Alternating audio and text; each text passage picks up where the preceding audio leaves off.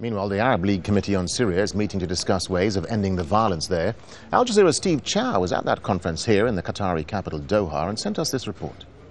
Kofi Annan is here in Doha to update Arab leaders on the conditions on the ground for the UN monitors in Syria at this moment. He's facing a very tough room because there are many skeptics here in this meeting as to whether his plan, the peace plan, will ultimately work. We just spoke to the chief of the Arab League. He says that publicly, for now, the Arab nations support the peace plan and they remain somewhat hopeful, with the caveat that the Syrian government ultimately lives up to its promise of the ceasefire and the end to the violence. So far, we haven't seen that happen on the ground in Syria. Many witnesses reporting in Homs and Idlib continued violence, the continued use of tanks and heavy artillery to pound rebel strongholds. That is in direct violation of the truce and ceasefire that Kofi Annan has tried to build here.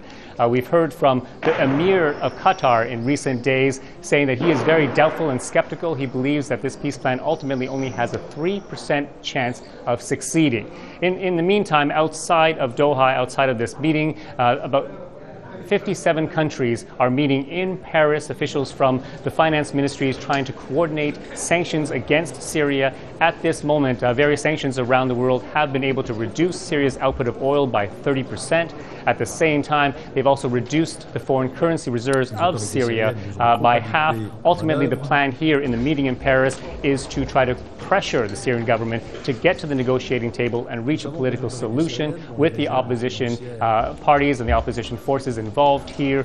But in the meantime, many Arab nations here in Doha believe that this peace plan may ultimately fail, and they believe that military intervention is the only way forward. This week is a crucial week, and many people are seeing how effective this initial UN team will be in monitoring the situation in Syria.